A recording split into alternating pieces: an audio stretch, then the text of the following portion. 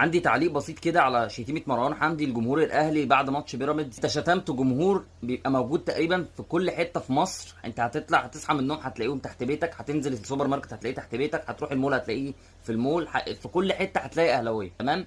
فانت هتتضايق وتترازى من خلق الله بدون اي سبب. وعلى فكره انا مش مع الفعل اللي جمهور الاهلي هيعمله معاه، يعني انا مش مع ان اي حد يشوف مروان حمدي في الشارع يشتمه. انا مش مع دي، يعني عشان دي بره عن الكوره مش صح. بس الغلط غلط من البدايه. انت ما كانش صح حتى لو اتشتمت، حتى لو اتهزت، انك تشتم جمهور كامل. الجمهور الكامل مفيش حد في مصر مش بيتشتم. انت هتتشتم، غيرك اتشتم، تمام، وسكت وكسب احترام اللي قدامه.